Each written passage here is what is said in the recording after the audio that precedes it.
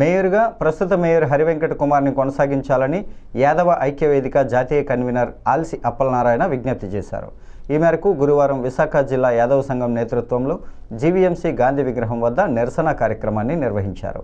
అనంతరం ఆయన మీడియాతో మాట్లాడుతూ జీవీఎంసీ పాలక మండలిలో అవిశ్వాస తీర్మానం ప్రవేశపెడితే మేయర్ స్థానాన్ని యాదవులకే ఇవ్వాలని డిమాండ్ చేశారు. యాదవ సామాజిక వర్గానికి తీవ్ర అన్యాయం జరుగుతుందని, విశాఖలో ఉన్న ఒక్క మేయర్ పదవి కూడా తొలగిస్తున్నారని ఆవేదన వ్యక్తం చేశారు.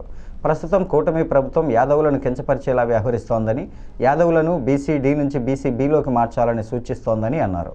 యాదవ సామాజిక వర్గానికి మేయర్ విషయంలో అన్యాయం జరిగితే ఆందోళన చేస్తామని ఆయన హెచ్చరించారు.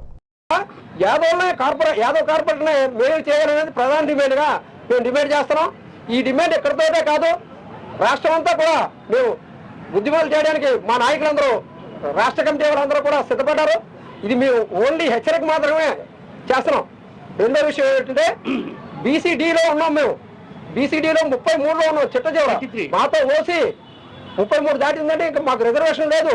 బీసీ రిజర్వేషన్ కూడా తూతుమంతరంగానే ఉంది. కాబట్టి మా పిల్లలకు కానీ చదువుకోవడానికి మాకు ఆర్థికంగా గొర్రెలు మేకలు పాడి పరిశ్రమ చేస్తున్న బతుకుతున్న కులం గొల్ల కులం, దాన్ని యాదవ్ అనుకున్నాం.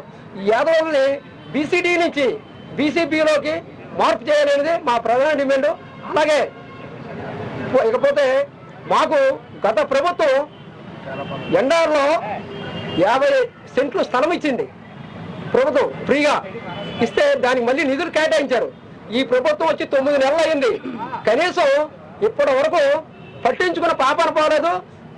బీసీ కార్పొరేషన్ ఆఫీస్కి వెళ్తే ఆ ఈడీ గారిని అడిగితే మాకు చూద్దాంలేండి, తర్వాత చూద్దాం, ఇంకా ఫంక్షన్ రాలేదు అనేసి నిర్లక్ష్య సమాధానం చెప్తున్నారు.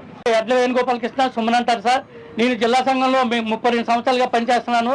మా డిమాండ్, ముఖ్యమైన డిమాండ్ ఏంటంటే, మీ యాదవులు అత్యధిక మెజార్టీలో ఉన్నాం. మేము ఫస్ట్ ప్లేస్లో ఉన్నాం. మేము అయితే మాకు అన్యాయం జరుగుతుంది యాదవులకి. మాకు బాగానా ఏంటంటే, లాస్ట్ టైం కూడా మేము కూటమి ప్రభుత్వంకి మేము సపోర్ట్ చేసాం. మా వాళ్ళందరూ మా బోడే రామచంద్ర యాదవ్ పార్టీ తరఫున పోటీ చేసినప్పటికీ, ఈయన ఎమ్మెల్యేగా పోటీ చేసినా మమ్మల్ని పక్కన పెట్టి కూటమి ప్రభుత్వాన్ని మనం గెలిపించారు.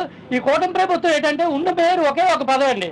అది ఏంటంటే లాస్ట్ టైం కిందటి వైసీపీ ప్రభుత్వం ఒక మహిళా అధ్యక్షురాలుగా ఆవిడ ఒక 4000 మెజార్టీతో గెలిచి ఆవిడ 22 మంది కార్పొరేట్లు ఉన్నాం. అవన్నీ గుర్తించి గత ప్రభుత్వం మాకు మహిళగా మాకు మేయర్ పదవి కట్టబెట్టారు. ఆ పదవిని కొనసాగుతూ 4 ఏళ్ళు ఆవిడ నిర్విఘ్నంగా ఆవిడ కొనసాగిస్తున్నారు. కార్పొరేషన్లు కూడా అనేక ఆవిడ పనులన్నీ దిగ్విజయం చేస్తూ ఒక క్లీన్ అండ్ గ్రీన్ పదవి కూడా ఆవిడ అవార్డు కూడా పొందారు. అలాగే బస్ బేలో అన్ని చాలా కార్యక్రమాలు చేశారు. ఇవన్నీ ఆవిడ్ని చూసి ఈ వంట ఏరియా మార్చడం ఎందుకంటే అసలు మార్చే పని కూడా లేదు. ఇదేదో కూటమి ప్రభుత్వం కావాలని చేసి ఉందా మా ఒక్క మేయర్ను కూడా మార్చాలని ప్రయత్నిస్తారో. దీనికైతే మేము చాలా బాధపడుతున్నాం. మాకు యాదవులకి చాలా విధంగా అన్యాయం జరుగుతుంది. ఆ టీడీపీ ప్రభుత్వంలో కానీ 90,000 మెజార్టీతో గెలిచిన పల్లసీని గారిని కూడా పక్కన పెట్టి ఒక రాష్ట్ర అధ్యక్షుడిగా పదవి బండ పదవి మోసే పదవి ఇచ్చారు. కానీ మాకైతే మినిస్టర్ పదవి కూడా లేదు. ఈ ఉన్న ఒక్క పదవిని కూడా మాకు తీసేస్తున్నారు. మేము చాలా బాధపడుతున్నాం.